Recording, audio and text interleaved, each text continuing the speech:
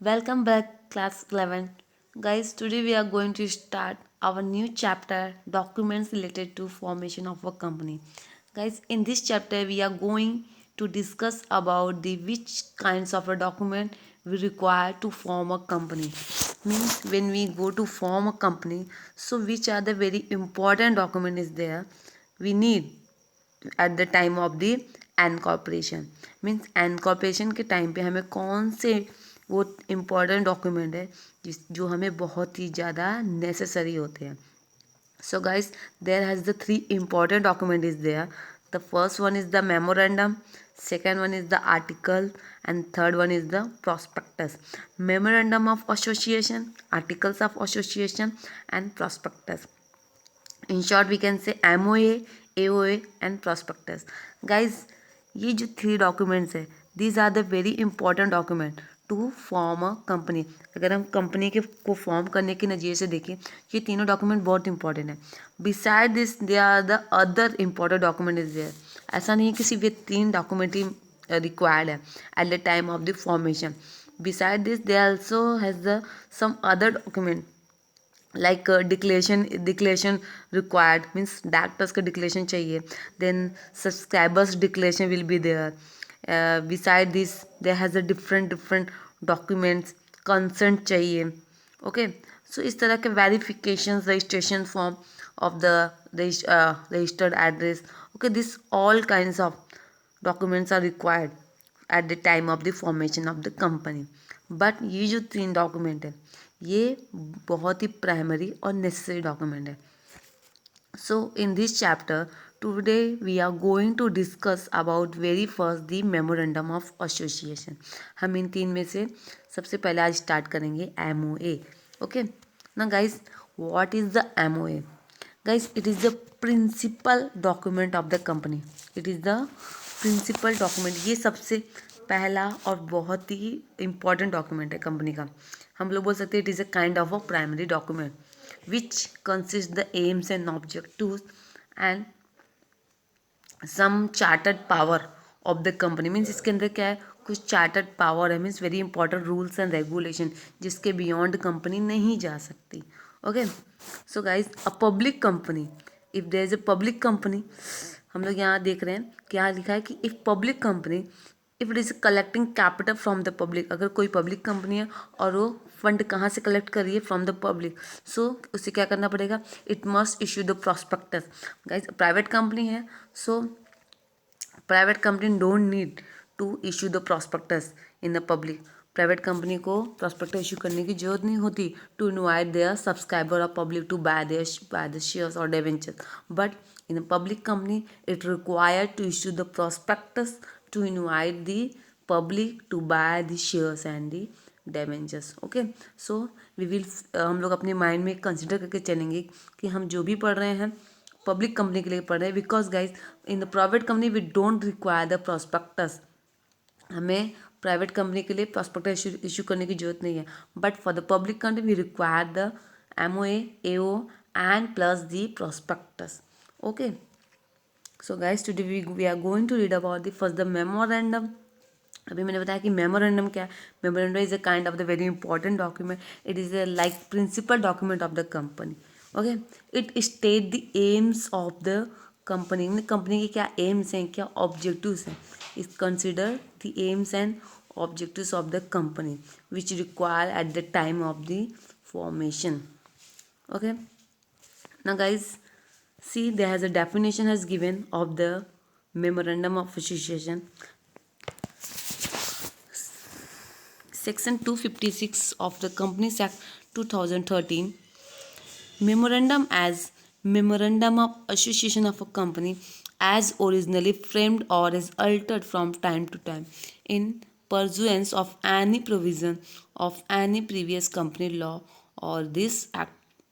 Means guys, it refers the MOA is a legal document. इस तरह का क्या है, एक लीगल प्राइमरी डॉक्यूमेंट है.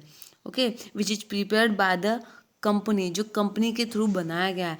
And it is originally framed. क्या किया गया है, ओरिजिनली बनाया गया है और ये चेंज भी हुआ है फ्रॉम टाइम टू टाइम. मतलब समय समय पे ये जो भी रिक्वायर्ड प्रोविजंस हैं प्रीवियस कंपनी लॉ के अकॉर्डिंग ये क्या हुआ है, चेंज हुआ है। मीन्स ये चेंज तो हुआ है but according to the company law, according to the rules and regulation of the company law, जो भी प्रीवियस कंपनी लॉज हैं उसके अकॉर्डिंग ये क्या हुआ है, चेंज भी हुआ है, ऑल्टर्ड हुआ है जो कि ओके। बट अगर ये कंपनी लॉ के अगेंस्ट जाके अल्टर होते हैं so it will be consider invalid, वो इनवैलिड होगा okay. So now guys he has written the memorandum of association as a legal document that will be prepared by every company as per the provision of the Companies Act 2013। मतलब एक ऐसा document है जो हर company को prepare करना होता है according to the provisions of the companies act 2013 okay. Now guys there has written the one more definition is there, the according to Lord Cairns, the memorandum of association of the company, it is a charter, it is its charter and define the limitation of the power of the company। yes, अभी क्या बोलते हैं, जो memorandum है ये एक ऐसा document है which include the charter, charter mean a kind of document which is very important, which without मतलब एक ऐसा इंपॉर्टेंट रूल्स और रेगुलेशन, एक तरह का बोलते हैं ना एक कॉन्स्टिट्यूशन है, एक तरह का रूल्स रेगुलेशन है, कॉन्स्टिट्यूशन है कंपनी का, जिसके बियॉन्ड कंपनी नहीं जा सकती। So it consider the rules regulation of the company and it's rights और प्रिविलेज, मतलब कंपनी के क्या अधिकार है, क्या क्या उसकी प्रिविलेजेस है, मीन्स प्राथमिकताएं क्या है, ये सारी चीज़ें ये अपने अंदर कंसिस्ट करके रखता है, कंटेंट करता है। And it also state the power of the company, मतलब कंपनी की जो पावर भी है ये भी इंक्लूड करता है एमओए, मीन्स कंपनी क्या कर सकती है और क्या नहीं कर सकती, what it can do and what it can not do okay ना गाइस। बिसाइड दिस हम लोग ये भी बोल सकते हैं कि memorandum contain the objectives of the company, beside this also consent the charter और कॉन्स्टिट्यूशन ऑफ द कंपनी, जो कंपनी के रूल्स रेगुलेशन है वो भी कंसिस्ट करता है ओके। क्या उसकी प्राथमिकता है हम लोग बोल सकते हैं। But guys this is a basic requirement of the company which company need to file with the ROC at the time of the incorporation okay। now guys it is prepared by the promoter, ये कौन बनाता है, it is prepared by the promoter, promoters बनाता है at the time of the incorporation to file with ROC को file करने के लिए ओके।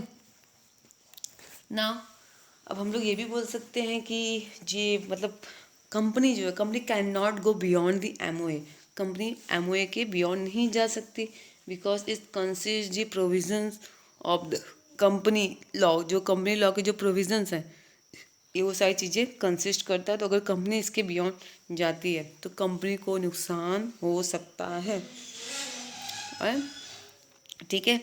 नेक्स्ट अभी हम लोग इसके फीचर्स देखेंगे। There are some features are given about the MOA. The features of memorandum of association, yes it is a primary document of a company which state its aims and objective okay. मैंने आपको बता दिया ये क्या है, एक तरह का प्राइमरी एक तरह का बेसिक डॉक्यूमेंट है which require a company at the time of the incorporation, जो कंपनी को इनकॉर्पोरेशन के टाइम पे लगता है। इसे कौन बनाता है, it is prepared by the promoters बनाते हैं because without the MOA the ROC cannot accept the application of incorporation। MO क्या है, MO is very must document, बहुत ही इंपॉर्टेंट डॉक्यूमेंट ओके। ये एक तरह का प्रिंसिपल डॉक्यूमेंट है, फर्स्ट विद प्रिविलेजेस डॉक्यूमेंट है। It describes and regulate the relationship between the company and outsider. This is the very important content of the features of the MOA. MOA का बहुत important content है guys, ध्यान देना। It describes and regulate the relationship between the company and outsider, for example the share holders, creditors, supplier, investor etcetera, who can make out from the memorandum whether a company is permitted to undertake a certain activity or not okay. ये भी बताता है ये outsider से company के क्या relation हो सकते हैं वो भी बताता है। Means it describe relationship between the company and the outsider. Guys देखो, सपोज कंपनी का जो rules regulation it include in the MOA, MO के अंदर उसके रूल्स रेगुलेशन है, पावर्स हैं, ऑब्जेक्टिव्स हैं ओके, सारी चीज़ें उसके अंदर क्या है कंसिस्ट है। बट व्हेन एनी डीलर, कोई डीलर है जो कंपनी से कर रहा है, डील करता है। ओके, सपोज कोई क्रिएटर है या फिर कोई भी इन्वेस्टर है, कंपनी के साथ डील कर रहा है। So at that time that particular investor, supplier और creditor should know about the MOA of the company. Means उसको कंपनी के एमओए के बारे में नॉलेज होना चाहिए। Because if that person, that investor, supplier, creditor और share holder, may be any person will be there, कोई भी पर्सन हो सकता है या फिर कोई पर्सन रहेगा, वो अगर कंपनी के एमओए के रूल्स, रेगुलेशन, पावर को, ऑब्जेक्टिव्स को नहीं जानता और उसके बियॉन्ड जाके वो कोई डील करता है कंपनी के साथ, so at that time only company will not get defaulted. सिर्फ कंपनी डिफॉल्टेड नहीं होगी, with it the another outsider, जो अनदर आउटसाइडर है, जो इन्वेस्टर है, जो डीलर है या सप्लायर है, जो भी है, वो भी डिफॉल्टेड होगा। So it makes the relationship between the company and outsider. हमें कंपनी के साथ उसके आउटसाइडर का क्या रिलेशन होगा वो भी डिस्क्राइब करता है। So the outsider must know the provisions of the MOA of the company, means in which condition the company is permitted to undertake a certain activity or not। मतलब company कौन सी activity कर सकती है या नहीं कर सकती है, वो किसी भी आउटसाइडर के साथ, किसी भी आउटसाइडर के साथ या फिर आउटसाइडर कंपनी के साथ कौन सी एक्टिविटी, बिजनेस एक्टिविटी परफॉर्म कर सकता है, कौन सा ट्रांजेक्शन कर सकता है या नहीं कर सकता, ये किसके थ्रू मालूम पड़ेगा? Through the memorandum. Okay, so that's why it is written here. It describes and regulates the relationship between the company and the outsider. Got it? And now see next. Every company need to prepare its memorandum of association at the time of the incorporation and submit it along with the application of incorporation to the ROC. Right, guys, मैंने आपको बताया था कि it is prepared by the promoters। हर company को, this is a very basic document of the company, the primary document of the company. ये बहुत ही प्राइमरी डॉक्यूमेंट है, जो बहुत ही इंपॉर्टेंट डॉक्यूमेंट है। Every company need to prepare the MOA. हर कंपनी को एमओए प्रिपेयर करना पड़ता है at the time of the incorporation, and the promoter have to submit this document with the application of the incorporation to the ROC. ROC means registrar of the company में promoters को with the MOA he have to submit the application for incorporation in the ROC. Okay, right. Now next, it is prepared by the promoter and need to be signed by the minimum 7% in case of public company, 2% in case of private company, 1% in case of 1% company. Yes, as I told you कि it is prepared by promoter, right? Then needs to be signed by minimum। अब if there is a public company, अगर public company है, so in MO the MOA will be signed by the same person, but if the private company is there, so it required to sign by the 2%, and if there is, it is a 1% company, अगर 1% company है, so in that case there is a requirement of signature of 1%। okay, means each and every subscriber, अगर जो subscriber है those are sign, जिन्होंने sign किया है MOA में, so each subscriber must be sign his name. जो भी 7%, 2%, 7% public company है, 2% प्राइवेट कंपनी, 1% कंपनी है, so this all member those are sign against his name, जिन्होंने अपने नाम के लिए साइन किया है, सो अगेंस्ट हिज नेम, उनके नाम के अगेंस्ट में the number of shares he has agreed to be subscribe. उनके नाम के आगे इसमें क्या होगा कि उन्होंने कंपनी के कितने शेयर सब्सक्राइब किए हैं वो नंबर मेंशन होंगे। Okay, according to the company से 2013। एंड बिसाइड दिस इस subscriber must take at least 1 share. हर एक सब्सक्राइबर जो भी 7, अगर पब्लिक कंपनी है तो 7%, जो भी 7% है वो क्या होने चाहिए, एटलीस्ट कंपनी के एक शेयर के तो वो मालिक मतलब होने चाहिए, मतलब कंपनी का एक शेयर तो वो हेल्ड या फिर होल्ड करने चाहिए। मतलब कंपनी का एक शेयर्स क्या होना चाहिए, उन्हें उन्हें सब्सक्राइब कर रहा होना चाहिए। ओके, अगर वो एक भी शेयर्स के सब्सक्राइबर नहीं है, so they can not enter in the MOA. MOA में साइन नहीं कर सकते। So this will not be require for a company with guarantee without the share capital. Yes, बिना शेयर कैपिटल के वो एमओए में गारंटी नहीं कर सकते, मीन्स साइन नहीं कर सकते. Now the fifth point, it contain the following clause. Yes guys, the MOA contain the different clauses कि ये कैसे अल्टर होता है. नेम कैसे, नेम क्लॉज कैसे क्या हो, किसके लिए होते हैं, नेम कैसे अल्टर होता है, एड्रेस कैसे अल्टर होता है. So for that they has given the different clauses. Name clause, address clause, object clause, liability clause, capital clause, the association of subscription clause. Guys, these all clauses we will learn and or we will discuss in detail but in the next lecture. Okay, उसके लिए हम particular एक lecture बनाएंगे. So in that lecture we will learn the different clauses. Now guys, the sixth point is as it define the nature and character of the company, it is not easy to alter the clauses. The act has laid down specific rules and provision to be followed to alter each clause. Yes. Okay, company के nature और character के according हम क्या कर सकते हैं, जो ammo है उसमें चेंजेस कर सकते हैं. We can alter the provisions, जो भी प्रोविजंस है, जो भी ऑल्टर, जो भी क्लॉजेस है, वी कैन अल्टर इट, हम उसको चेंज कर सकते हैं according. But we can change but according to और as per the specific rule और प्रोविजंस ऑफ द कंपनी. जो भी कंपनी के नेचर उस पे बेसिस करके क्या कर सकते हैं, company according to the provisions of the companies act 2030 उसके थ्रू अपने अंदर उसकी मेमोरेंडम में चेंजेस हो सकते हैं, ऑल्टर कर सकती है. ऑल्टर करना डिफ़िकल्ट नहीं है, डिफ़िकल्ट कर मतलब है, थोड़ा है, बट अगर कंपनी जो भी प्रोविजंस है, जो भी स्पेसिफिक रूल दिए गए, जो भी लॉज और रेगुलेशन है, उसको फॉलो करके कंपनी अपने एमओ में time to time according to the need of the company उसमें चेंजेस कर सकती है, मीन्स उसे अल्टर कर सकते हैं. But on the basis of provisions of the companies act which is followed by the regulatories.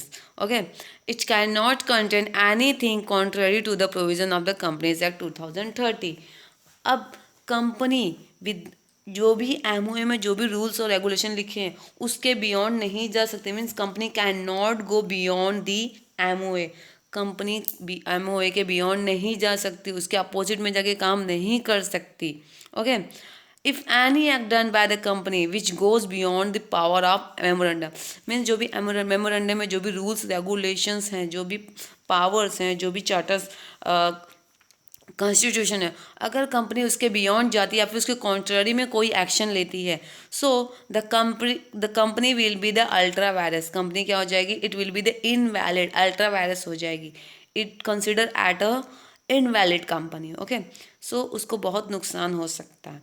And it is a public document and any one who want to enter into contract with the company it's suppose to have knowledge about the content of the company's memorandum of association. ये एक public document है, इसके अंदर कोई भी enter हो सकता है, जग बट थ्रू द कॉन्ट्रैक्ट. जो कंपनी के साथ कॉन्ट्रैक्ट कर रहा है वो इस डॉक्यूमेंट में एंटर कर सकता है. जैसे मैंने बताया था आपको, आउटसाइडर्स, सप्लायर, डीलर जो भी हैं. Okay, but they should know the provisions of the MOA of the company. Company के एमओए का जो प्रोविज़न है उसको पता होने चाहिए ना गाइज. जो कंपनीज एक्ट है ये एक प्रिस्क्राइब, मतलब it has the prescribed format in form of table A, B, C, D and E for preparing the memorandum. There has a different kinds of the memorandum. वो different form के through होते हैं, like table A, table B, table C, table D, table E. Okay, but ये किसके through, ये Companies Act 2013 के according होते हैं on the basis of the different types of the companies. Okay, now guys, in next lecture we will go to learn about the different clauses of the memorandum. Okay, आज के लिए इतना ही. Good bye.